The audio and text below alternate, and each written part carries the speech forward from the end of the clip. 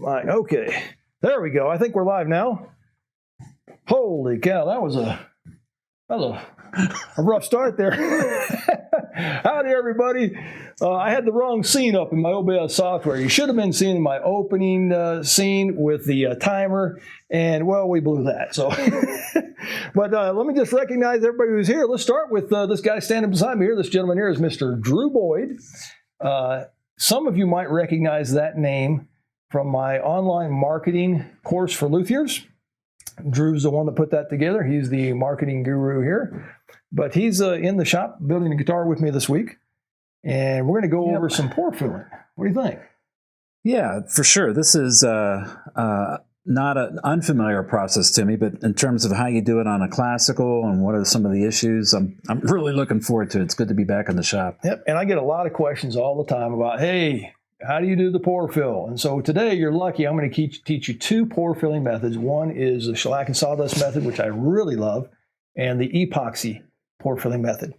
Now, let me just check our chat box here and make sure we, I'm going to monitor it off camera here, so let me just make sure we got everybody's here and accounted for. This is like a big family reunion here. We got Dantas down there in Brazil. How you doing, Dantas? No faça cagada. We got John Larson. No, you're not too late, John. Heck, you were the first one in there. And we got David. Good timing as I'm about to pore fill some cocobolo. Fantastic. I think you'll like this pore filling method I'm getting ready to show you with the Zpoxy. It's going to work great for cocobolo. Let's see. Walt from Ohio. Barry, it's 5 o'clock here, so I'll probably pore fill. Barry's down there in Texas. How you doing, Barry? Philip Davidson, Davidson Ukuleles. Look at that. Wilbur from Maryland. Dogwood Guitars. Hey, Greg Maxwell. How you doing, Greg? Glad you could tune in there. Keith, howdy from Utah. Roll call. Hi from California. There you go. We got Wang. Hello. Bruce Jones from Calgary. Steve Winter. Bruce, one of your friends called me yesterday. Was it yesterday or the day before? Yesterday. Yesterday, asking about some humidity issues he was having there in his shop. Let's see. These guys look like they work for a living. Well, I appreciate that, Steve. Austria. Man, all the way over there in Austria. We got Brad there in Grand Junction. Got, is that Gil? Let's see. Gary Redmond. Hello from Flagstaff. I love your channel. Thank you, Roll Call. I appreciate that. Mobile, Alabama is there. Honai Ramos from Brazil. Georgie from Brazil. And let's see. Minnesota, Arizona, Colorado, Russia. My God, what time is it in Russia, you think? Probably about midnight. Wow. Well, thanks for tuning in from Russia. I certainly appreciate that. Let's see who else we got here. Hello from Russia. I wish you success in your work. You know, that means a lot to me. I certainly appreciate that. Thank you for letting me know that. Israel. Wow. Toronto, Louisiana. Another one from Colorado. You know, every time I do these, Drew, I turn this on and it just amazes me at the output. I mean, I'm broadcasting to the world. Yeah, for I hope sure. you combed your hair before you. All right, folks, let's get started. Here's what we're going to do. If you have questions, go ahead and put them in the chat box here. I'll be monitoring it periodically. Drew's got his computer off screen here. Yep. Periodically. He'll be taking a look at it. We've got about a 15-second delay. So, you know, it may take us a bit to get to some of the questions. And we got a lot to cover here. We want to, that was a shop dog. Did you guys hear Duke the shop dog there? He was upstairs barking. Mo from the UK. How you doing, Mo? Midnight in Austria. I think that's where Wang said he was from. Yeah. New Brunswick, Canada. Beautiful part of the country. I was there just a few years ago. Melbourne, Australia. My God. Wow. Audio is excellent. Thank you, Honai. I really appreciate that. Hey, from Brazil, another one from Brazil. You know, Drew and I worked hard to get the audio and the video and everything. You know, we got cameras set up all around us there. I hope we don't trip over any cabling. But we got a lot to cover. We've been working on this classical guitar in my class. For those of you who follow my work, you know that we build a guitar in 6 days. It's classical or steel string. And that 6 days, it's actually 30 to 35 hours spread out over 6 days. The first 3 days are good full days, 8 to 5, hour for lunch, Monday, Tuesday, Wednesday. This is the third day. It's Wednesday. On Thursday, the guitar's built. We did this in 3 days. Yep. How do you feel, Drew? I'm exhausted. You're a slave driver. So after the third day, we go into the fourth day. We're into the finish work. We're starting the finish work at the end of the third day. Yeah. And because of that, there's not a lot to do. So once we do our pour fill and start our French polish, we're kind of dead in the water on Thursday. We only work until noon. So my student usually goes out to Hooters, and you made your reservation, right? And then I get some extra work done around the shop. Friday's the same thing, 8 to noon, and then we come back Saturday morning for an hour or two, put the strings on, take a victory lap, pat each other on the back, and, life's good. Drew's going to get on a plane and go home. Where's home, Drew, for you? Cincinnati, Ohio. Cincinnati, Ohio. So we're to the point where we need to start the finishing, and we've done some sanding. I want to talk you through the sanding. Surface prep is critical when it comes time to do any finish, but especially French polish, a low solids type finish. So let's talk a little bit how we got to this point. The guitar has been sanded on the back and sides all the way to 320. And I'm going to push the little button here. You guys are going to think this is magic. Watch this. Aha, look at that. I can even show you this guitar here. Isn't that cool? And I can even do something like this. I'm PIP now. Look at that. Oh, somebody just showed up. Let me get back to camera number 1 here. Look who just showed up. It's the girl from Ipanema. For those of you who don't know, this is my wife, Adriana, and we affectionately call her the girl from Ipanema, also known as Miss Brazil. And she keeps Drew and I well-stocked in coffee throughout the courses. So thank you very much. You're welcome. Appreciate that. Say hello to everybody. We got people from Russia, Austria, Australia, Canada, Brazil, all over the world. Nice meeting you guys, and I'll be upstairs looking at your library. All right. Yeah, make sure that we're doing everything okay. Don't step on the cables there or trip, okay? So the secret to a good pour fill or to any finish in general is a good cup of Brazilian coffee. Make sure you have one of those, and the finishing just seems to go a lot smoother. All right. Here we go. Let me get back to that camera number 2 there. How's that? That looks pretty good. Whoop, whoop, whoop, whoop, whoop. There we go. There we go. Let's try and get it centered there. There it is. All right. So the guitar has been sanded up to 220 grit. I do that on the body with a power sander. I'm going to talk about my power sanders and my sandpaper here in just a minute. The top has been sanded to 320 by hand. The neck has been sanded to 320 by hand. And that's when, we come time we carve the neck, we do our fret work, and then I give sandpaper to the student, which I did here to Drew today, and I leave the shop and leave them to their misery, and they make that neck just look fabulous. And Drew did a great job on that. So let me talk about my my power sanders here. I have 2 of them down here on the side of the bench here. I have a Festool, and this is a Random Orbit 5-inch. And I'm running on that, I'm running the Klingspor Random Orbit made for the Festool because it has a little different hole pattern. So I make sure that I get the one for the Festool. I start with 80 grit. Be careful, folks, with the 80 grit. It's really easy to start rounding over bindings, getting them too thin, stuff like that. So I just do a quick once over, sides and back, 80 grit Festool. And depending on how I'm feeling that day, I'll go ahead and take it 120, 150, 220, and 320 with the Random Orbit. However, a lot of times I wind up using just this inexpensive DeWalt. This is just a square pad, quarter sheet. I found one that fits my Festool dust extractor. So that's what I use, and I really like this because the round one sometimes in the waist has a tendency to take off on you if you're not careful, if you're not used to it. This just slides right into the waist and up and over. And for the paper on that, what I use is just Norton, and I use the good variety, the contractor's pack, buy it at 20 at a time, usually get it at Woodcraft or Amazon or someplace like that. And I do the 120, 180, 220, and 320 with that. A lot of times I do the 320 by hand. Surface prep is critical, folks. So make sure that you do that surface prep properly. The finish is only as good as what's underneath it. How are we doing, Drew? We got any questions yet? Let me check here. Drew's almost going to sleep over here off camera. Oh, we got somebody from Nebraska, Mason, Ohio. Oh, that's Drew. Hey, wait a minute. Drew, are you in Ohio or are you here in Parker, Colorado? I think that's my fan club back in Mason, Ohio watching. There you go. Coastal Alabama. Yeah. Look at any that. questions so far? I don't see any questions. Just people saying hello. So all right. All systems go here. we'll just keep right on going. Let me get back to camera number 1 there. All right, so we need to start talking about pore fill. And you guys are in luck. Today I'm going to show you 2 pore fill methods. One is shellac and sawdust, and the other one is epoxy. Now, why shellac and sawdust? There's a couple of reasons. When I was living in Brazil, you couldn't just walk into your local woodcraft or big box store and purchase a pore filler. They just didn't have it. So I was taught to use scrap lumber. You always have scrap from your project laying around. Yep. And use the end grain. And when I say end grain, let me just grab a piece of wood here. Here's a piece of wood. See if I can get that down here. Here's a piece of wood. Here you go. That's even better. Yep. So not face grain, not edge grain, but end grain. Yeah, this is the end grain here. And I just grind it on a sander and collect the sawdust. And it's extremely fine. It's a very fine powder. And then I put that into, there you go, you can see how fine that is. It's extremely fine.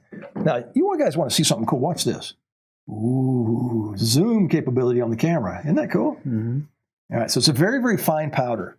And a pore fill is basically 2 ingredients. It is a solid, some type of resin, and some type of binding agent, something to help it stick in the pores. And I found that you always have a great color match because you're always using scraps from your project. It's always laying around. And what I use as the binding agent is shellac. Shellac is sticky, and so that's what I use. And I use a 1 pound cut, and my shellac flakes I get from LMI. And what I'm using is the Shellac 3. It's called, they call it Shellac 3. They used to call it medium dark blonde, but that's what it looks like, just flakes like that. And I mix that up in a 1 pound cut. For those that are not familiar with what 1 pound cut means, it's a pound of flakes to a gallon of alcohol. A 2 pound cut, which is a little more concentrated, would be 2 pounds to a gallon, and a 3 pound cut would be 3 pounds to a gallon. Now, if you mix it up in those proportions, you got a lifetime supply. So I divide those down, and I use an ounce of flakes to 8 ounces of alcohol. And I mix that up, and there you go. And I have a French polish course that would teach you how to do all that. On the neck, which this neck happens to be Spanish cedar. The pores are not as large as rosewood. Rosewood has craters for pores. So we don't have to get quite aggressive with our pore fill on the mahogany or Spanish cedar as we would on a rosewood. And so I find that the shellac and sawdust is a great trick, works perfect. You always got scraps laying around. It's very cheap, very inexpensive. I prefer not to use epoxy on the neck. The reason why is because when I sand my epoxy off, it sucks into that end grain, and you got a lot of sanding. You create a lot of work for yourself. So you'll see here in a minute how I apply it, and I'll talk about how I do it and remove it afterwards. So we're going to start by pore filling the neck. What I've done is I've masked off the sides there of the body. And the reason why I do that is because I don't want that light grain pore fill getting into the dark grain rosewood. So we'll just lay it down like that. And I come in and I put that powder in ground cinnamon bottles, and that way I can fool my students into thinking I'm using ground cinnamon when I'm really using sawdust. And I just sprinkle some on the neck. Right, like that. Then I come in with a cotton ball, which Drew just happens to already have one in his hand there. Look at that. Ready to go. And come in with a 1 pound cut. You want to work on the dry side. If you work too wet, the problem with working too wet is you create just a sticky mess. And at some point, you're going to have to sand that off the instrument. You don't want to do that. So 1 pound cut, come in, rub it around across the grain like that. You can run it down the sides of the neck. You can run it across the top if you need to. But I'm working very, very dry. It's just enough stickiness to get that to stick into the pores. If you find that you're getting cloudy, opaque areas on the surface, then you're probably working too wet. And the technical term for that is bad, because you're going to have to come in and sand all that off later. And if you have to get aggressive with your sanding, then you run the risk of just removing your pore fill again. So that's how it's done. And in my classes, I work on the technique of hear one, see one, do one. So Drew is my student this week. He's heard about it. He's seen it. Now he's going to do it. I'm going to go drink some coffee. I'll see you tomorrow. I'm kidding. So I'm just going to let Drew take over here. Drew knows what he's doing. I'm even going to zoom in so you can see all the mistakes. How about that? Huh? Thanks, Robbie. I like this 320 grit sandpaper while you're doing that because you're going to need that eventually. I like this method. I've tried other methods like pumice and whatnot, but the result on this is so much better. But the key, like you said, is working dry. Otherwise, you're going to get way more work than you asked for. And by the way, this pore fill, the shellac and sawdust, works extremely well under sprayed finishes as well. The lacquers, urethanes, polyesters, it works really well under those. And you can, and the beauty about this is you don't have to wait for it to dry overnight. You can walk straight into the spray booth after this and be done with it. I just happened to zoom in on both cameras here at the same time. So let's see if I can get that back out. There we go. All right, while you're doing that, I'm going to check our chat box here. All right. Hello from Sardegna. Where is Sardegna? Sardinia? Sardegna. I don't even know where that is. Please tell me where that is. All right, Greg at Dogwood Guitars. That's Greg Maxwell. Any comparison between Zpoxy and Silvertip? That's a great question. A well-known builder told me he has issues with Zpoxy shrinking under the heat from power buffing. That's a great question, and you just reminded me of something. I printed out a question, Greg, from somebody you know, from Elaine there in Memphis, and I'm going to go grab that question, and it has to relate to the Silvertip as well. I don't have any experience with Silvertip, and I like the Zpoxy brand. You're going to see why in a minute, because the mix ratio is very forgiving. You just eyeball the mix ratio. It's 1-to-1. And the Silvertip and some others out there, I believe you have to weigh them out, and they're very temperamental. If you don't get it just right, they don't cure. It will shrink a little bit, but very, very little. I haven't really had a problem with that. Now, if you heat something up with a buffer, anything can happen. I think all bets are off with any type of pore filler at that point. I think the thing to do is to sand high enough grit before you go to the buffer so you don't have to be as aggressive with your buffing. I hope that answered the question, Greg. And I've got a question here from Elaine there in Memphis that she sent me here a day or two ago and asked me to get to it if I can. She says she's building a resonator. She has both walnut and cherry that are prone to separating and splitting. I did a lot of CA repair work on these and some epoxy to fill in some small holes on the cherry.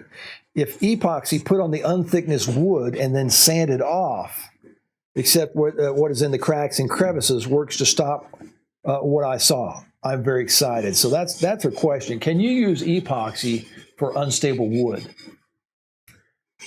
I don't use the epoxy necessarily for that. I'm using it as a pore filler. By the time I get to the finishing stage, if I've got a wood that I think is susceptible to cracking and splitting and stuff, then I douse it with some very thin viscosity CA glue. Just soak it, and that thin viscosity goes into all the crevices and pores and small cracks and stuff. And then I sand that all back off. So it kind of stabilizes the wood before I even get to the finishing stage. Now, epoxy is a type of CA glue, as far as I understand. Or CA is a type of epoxy. I don't know if I got that right. But the Zpoxy and epoxies I work with don't have a thin enough viscosity. I'm sure there are some epoxies out there that have a thinner viscosity, and in that case, yeah, that would probably work.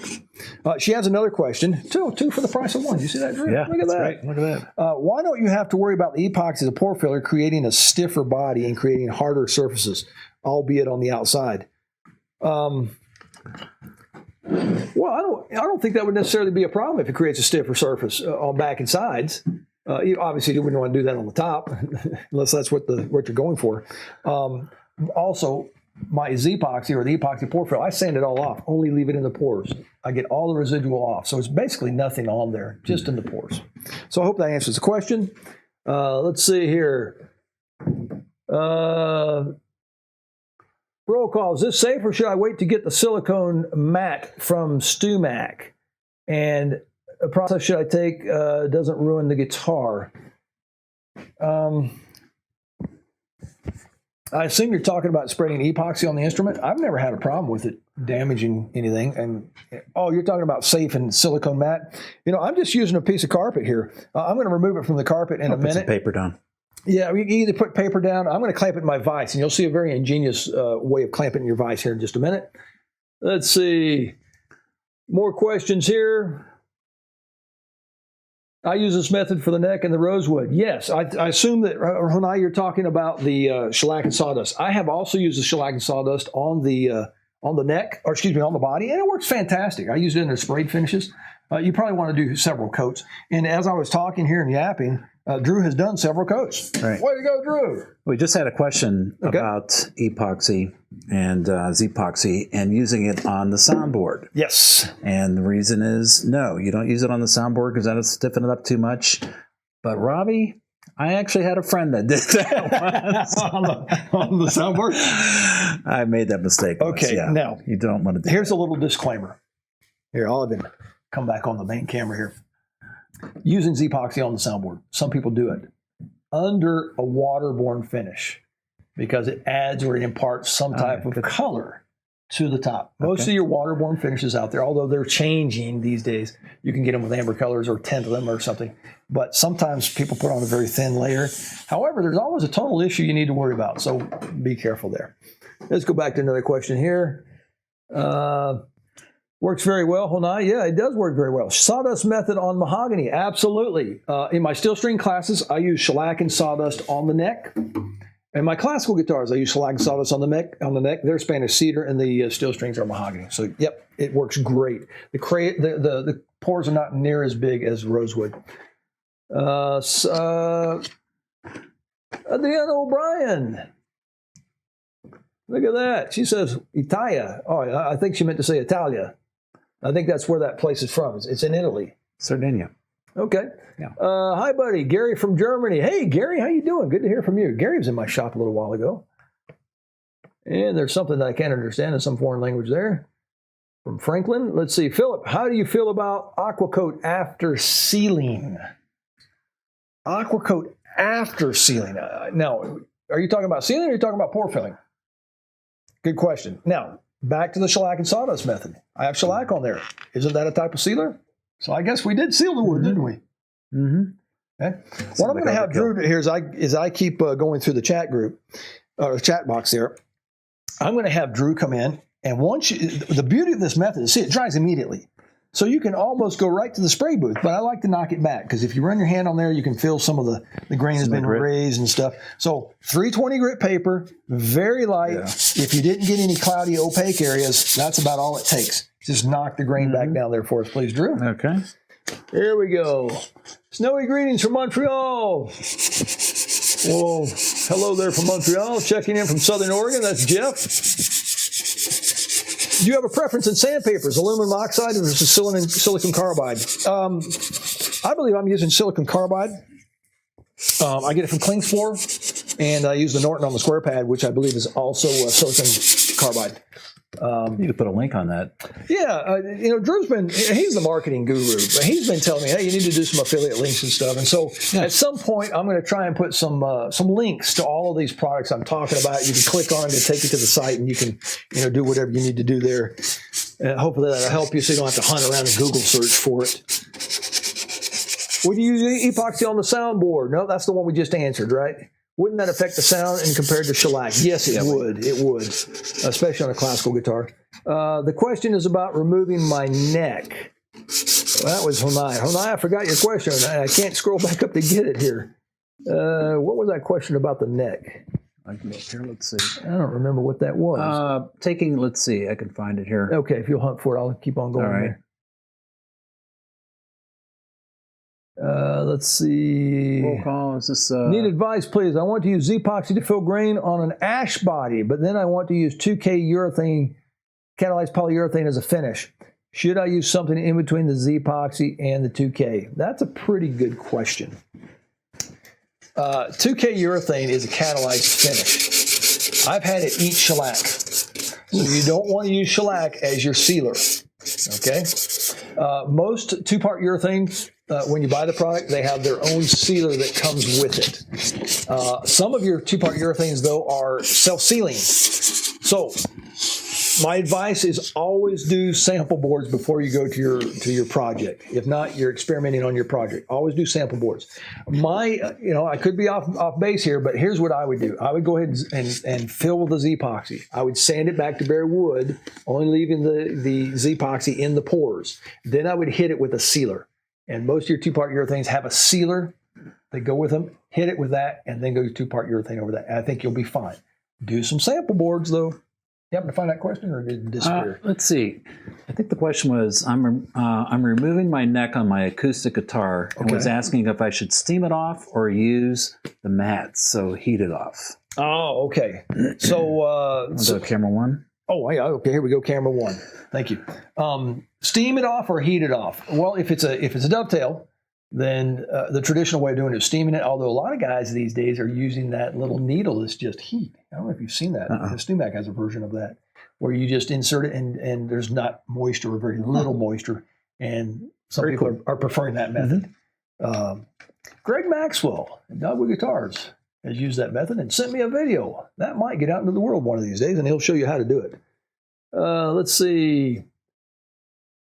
If I should steam it off for you, okay. We answered that one. Need advice, please. I want to use Epoxy. We already answered that one. Shellac is better to add color to soundboard under waterborne. Makes a nice sealer as well. That's great. Hey, John, how you doing? Good to see you. Glad you could pop in. And thanks for answering that question. Yes, that is true. Shellac makes a great sealer under waterborne finish, and it also imparts the color. Okay. Does the Zpoxy and shellac play well on polyplastic binding materials? Yes. It seemed like it would. I've never had a problem. Yeah. Never had a problem, especially with shellac. Materials. Shellac sticks to just about anything. But I've never had a problem. And the way that I apply the Zpoxy, you'll see here in a minute, I sand it all the way back to bare wood. Yeah. So you're going to sand off those plastic bindings anyway. All right, ready? Let's get going. Okay, before we move on, what I want you to do is now seal the neck. Okay. So we sanded it back kind of to bare wood. What he's going to do now is come in with a little shellac and seal all that in. However, we got a problem. What's the solvent for shellac? 2 pound. You want a 2 pound on this, don't you? No, I don't want 2 pound. You want just one? Just one. Okay. But the problem is, if I get too wet and go over that pore fill, what's the binding agent? Shellac. Alcohol's the solvent. Yeah. You're going to pull right out. Very, very light. Not very much. Not very much at all. How many people we got here watching us, Drew, do you think? We are at 75. 75 people. Wow, man, you guys need to get live. Thanks for tuning in, people. I really appreciate it. That's great. Yeah. All right, so what Drew's going to do now is just wipe on 2 or 3 quick passes of shellac and just seal in that pore fill that we did there. And that just gives us a head start on tomorrow because we're going to come in and French polish that neck anyway. So we're already getting a good base coat on there. Very good. Boy, this is high drama. Look at that. Oh, I got to tell you a story. Drew told me this story. See how his hands going back and forth there? Right. Why don't you tell the story? Go ahead. This is a great story. Here we go. This is a great story, folks. All right. I've been a fan of Robbie's for a long time. And I've watched his great courses, on steel string building, now classical building. But I had to watch his course on French polishing. And if you haven't watched this course, it's fabulous. But there's parts of it where all you see, just like you see my hand here, just moving around the guitar. But Robbie's talking the whole time, and he's giving instruction the whole time. Well, I happen to be on an airplane. And I am watching this video, and for like an hour, all you could see was Robbie's hand. And this guy sitting like behind me and to the left watched me watching this video of just a hand moving like this around a guitar. It had to be the strangest thing. In fact, when the plane landed, the guy came up to me. He said, "Sir, I got to ask you, what the heck were you watching?" He couldn't hear it, obviously, and all he could see was this.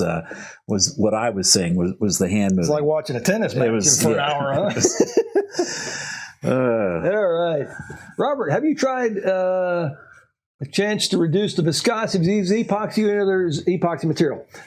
Okay, yes, I have. There's a way to reduce it. I don't do this, But if you wanted to, you can thin it back by adding alcohol. That's the solvent or the thinner. So if you wanted to do that, you could. I don't do that. Also, there are different viscosity epoxies out on the market. So find one that works well for what you want to do. I've also heard of people just coming in with like a hairdryer or a heat gun, and as they're applying it, heating it, and that reduces the viscosity a little bit and allows it to kind of sink into the pores a bit. But I don't do that. But yes, you could do that. All right. So we've wiped on a few there. Yep. Good to go. Do it. Let's go ahead and do some Zpoxy on the back and sides. So when we do that, what we have to do here is change out our tape. We've put the tape on the side so we wouldn't get that pore fill into the sides. Now I want to put some on the side of the neck so that we don't get any in there. Now, I've got to find my tape. Where did it go? Let's see. I had it out a minute ago. All right. Blue tape? Blue tape, an inch wide. Yep. All right, guys. Technical problems. So here it is over here on the other bench, over by the sanding station. Okay. I'm sure that's never happened to any of you folks, right? You spend half your day looking for stuff, right? So what I'm going to do is just tape the side, there we go, of the neck like so. And you probably can't see that too well because the camera angle is not good, but just right like that. And flip it over for me. There we go. And then come in and do this just right up next to the side there. So we don't want to get any of that epoxy into that end grain there. And just lay it back down. Then let's grab a razor blade from right over there, please, sir. And then what I do is I come in and just cut that off. Yeah, because we want that to get sealed. Like that. And then come in and use that little nub to just wrap around the rest of the heel there. Good. All right. Zpoxy. This is our Zpoxy. I need to turn my PIP back on there, don't I? There we go. There's our Zpoxy. And I like this brand because it is 1-to-1 ratio and you can eyeball it. This is called the PT40 is the brand you want to get. I'll put that up there so you guys can see that. Zpoxy PT40 because they make a PT39, PT41. And this one is called the finishing resin. I don't know if I'd ever use it for a structural element just because it's called a finishing resin. So be careful with that. One is the harder and one is the resin. So I just open these up like this, come in, and 1-to-1. We got the right camera on there? We do? Okay. And just 1-to-1, and just I start counting 1001, 1002, 1003, 1004, 1005, 1006, 1007, 1008. That's probably plenty. And then make sure you cap them again. Get the right cap on the right one. If not, you put the hardener on the resin one, and guess what? It hardens. You got a problem. Okay. And then I come in, and you can see here. Let me see if I can show that up there. See how it's kind of separated in the mixing cup there? So you can see that it's kind of the right amount there. I don't know, Drew. You think we got enough? It goes a long way. It does go a long way. So I'm going to mix that up. Mix it up thoroughly because you want it to dry. By the way, cure time. On the side of this, it says it says cures in 3 hours. Don't believe it. Let it sit 6 to 8 hours. However, if you apply it extremely thin, then it does cure a lot quicker. All right. Now, we have to come up with some way to hold the guitar. What I'm going to teach you now is a nice little trick I learned from a luthier in India who has since passed away. And I do not remember his name. I've got a YouTube video out there, and I learned that he passed away last year, year before last, because I mentioned his name in the YouTube video, and I got an email or comment on the YouTube from his nephew, I think, that said, "Hey, thanks for mentioning him, but he's passed away." And he taught me this trick because apparently there's a picture of me on the internet holding the guitar and the student spreading the epoxy. So here's a really slick way of doing that. And let me show you here. Yep. And where's that other block? Yeah, those 2 blocks are the ones I'm looking for. There we go. So you come in with 1 block of wood. And let's see if I can get you a little closer down here. Okay, we've got this camera back here too. Yeah, let me see if I can just move this camera. Hang on a second here. See if I can get a little closer to the... I'm moving my camera here, folks. There we go. No, that's not doing what I want it to do. Well, we'll just go camera 1. We'll stay on camera 1. All right, so here we go. So what I do is just take a block of wood, put it through the sound hole, and put it up on that tongue depressor. And then I come in with another block of wood, place that on the fretboard. Then I come in with a clamp, also known as big ass clamp, because that one's a big one. That's a biggie. And come in here like so, being careful not to damage the sound hole. And then, yep, Drew's holding the block there for me. And then just come in and screw that down onto your block of wood. Now, if you have a radius fretboard, this is a classical guitar and it's not radiused. If you have a radius fretboard, then you want to use probably some type of radius call. And just come with a fretboard like this? Yeah. Yep. So just come in and just tighten this until you hear a crack. No. And then back off a quarter turn. No, I'm kidding. You don't want to do that. And then I come in, and let's see if this camera's going to connect or see this over here. I'm on camera 1. So now you got this great big handle. See that? And that handle gets clamped up in my vise. So just come in here like so. Put it right in the vise. And let's see if that's showing up. Yes, that is showing up. And I've got a side camera I'll turn on here in a minute.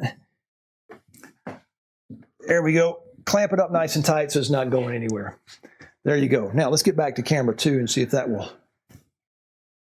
There we go. There's camera 2. How are we doing on questions? We got any questions there, Drew? Yeah, let's check it out. Okay, carefully into the neck there. Don't want to bump that. All right. Let's see. Larry Atha, there you go. From Alabama. Pat Duke for me when your hands don't have any resin and hardener on them. I'll do that. Thank you. All right.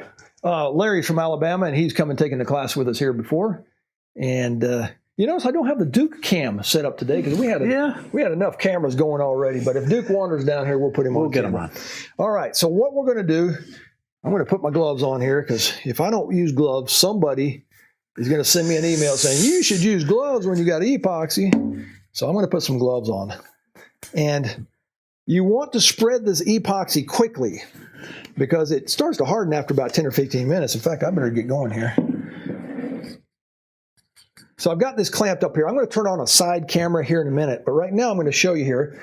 I'm using just a hotel room key. These work great for spreading this, and you want to spread this extremely thin.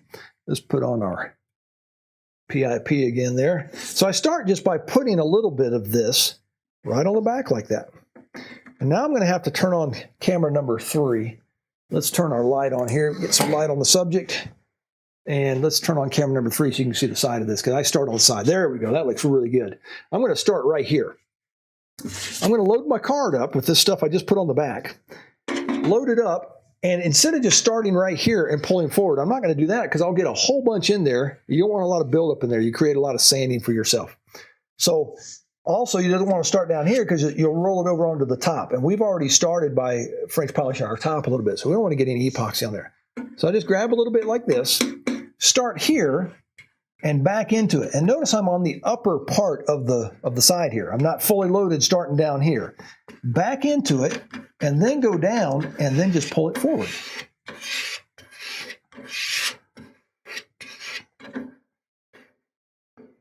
Just like that. Make sure you have no buildup where that neck meets. There we go. And do the same thing again. Start up top. And then go down below because you're not fully loaded anymore. But see how quickly that spreads there? Bring it all the way around to the back side back here. And I'm starting to go off camera, so let me switch back to camera number 2. We'll bring this camera back around here. There you go. There we go. All right, we'll go back to camera 3. Here we go. So I always start up top here. And I'm starting to run out. Let me put a little bit more back on the top of the back here. Start here up top, bring it around, and then come down below there. And I found that if you have a little place that didn't get any, you come in and try and do this, it takes forever, first of all. Second of all, it's really easy to roll it down onto the top if you're not careful. So just don't even worry about that. I have a question about a wash coat from David Celine. Wash coat of what? Of epoxy? Do you seal with a wash coat before the Zpoxy? I do not. There have been people that have reported adhesion issues with doing wash coats of shellac under and over epoxy. So I do not. Although I have used it as a wash coat under there and never had a problem. However, I've heard of people have problems, and so I try not to have problems in life. So Yeah. So no need for a wash coat. All right, so I've spread this whole side here. What I'm going to do now is go all the way back up front. Let's go back to camera 2. Let's move this around. Robbie, I think that one of the things to point out, the viscosity of this, it's not quite as thick as honey, Yes. but thick enough where you don't have a lot of run out, as long as you don't use a lot of material at once. That's You right. just kind of keep it dry, move it around the guitar, and it works very well. All right, I've spread it all on the side here. As you can see, the side is completely done.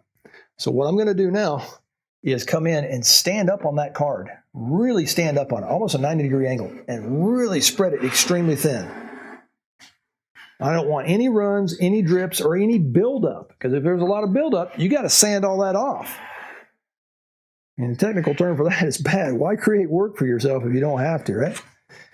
All right, I've just done that one side there. What I'm going to do is now spin this around, and I'm going to let Drew do the other side for us. Back to that philosophy of my class. Hear one, see one, do one. He's heard about it. He's seen it. Now he's going to do it. So I'm just going to very carefully. Hey, when I'm doing that, there's Let a me couple go back questions out there. Camera 1. All right. Here, let's just pop this out. You got it? Yep. This Okay. comes around like this, and then I just clamp it right back in my vise. Good. Whoop. Good. Now you're going to want to start here. So what I'm going to do is just move this camera down like this. Okay. Okay. Good. And I'm going to go to camera 3. You ready, Drew? Yeah. Camera 3. Let's do it. There we go. All right. And I'm going to get a couple of these questions going as Drew works here. Remember to start here and back yourself into it. There you go. All right. Don't stick the guitar on the bench. That's a funny story I told when I was teaching in Brazil one time. I glued myself to the bench with some CA glue, so I told the story about that. Larry, thanks. I hope you and your family have a very Merry Christmas. Thank you, Larry. I appreciate that. And he even wrote it in Portuguese. Look at that. Gil, if your preference, let's see, is your preference this technique versus spraying instrument lacquer, and why, if so? Great question. Let's get some PIP going back on here, see if you can see me in the background. There we go. There are some tonal advantages to using shellac. I prefer to use shellac on my instruments. Now, in my classes, both steel string and classical, I use shellac because we don't have time to do a sprayed finish in the 6 days. So I use shellac. I think tonally is the best you can put on an instrument. There's a lot of benefits. Repairability, you're going to poison yourself, blow yourself up, no special equipment. I mean, there's a lot of pluses to using shellac. However, on my steel string guitars that I make for other people, unless the client requests shellac, I usually do a sprayed finish. People are just used to tradition and they want the high gloss. Okay.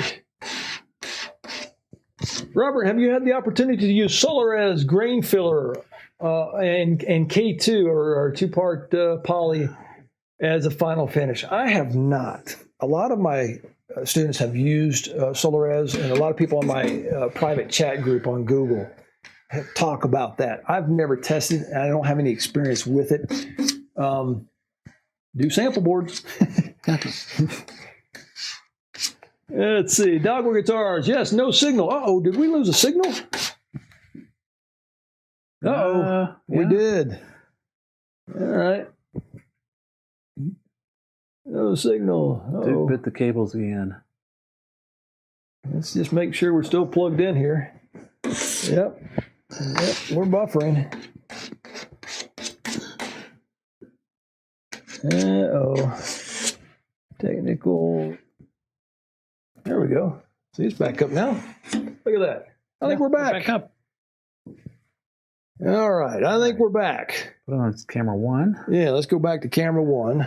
Okay. Are we back, folks? I think we are. You're back. No, it's buffering again. We were back for a minute. Yay. Nope, now we're buffering again. Oh, now we're back. Oh my gosh. What I have done is I've lowered the bit rate, so you may have noticed a little difference in resolution, but hopefully it will hang out through the rest of the stream here. Now, I'm going to give you camera 2 here. Yeah. This is what we look like. Drew went ahead and did the back, and it looks great. I'm not real worried about runs, drips, and errors and that kind of stuff at this point. However, I do like to take my finger and run that right around the edge because, oh, we're buffering again. Keep going. We are buffering. All right, folks, I don't know what happened. It looks like the internet just slowed completely down to a crawl. And unfortunately, it's just that time of day. People come home and everybody's on the internet streaming, doing homework, doing whatever.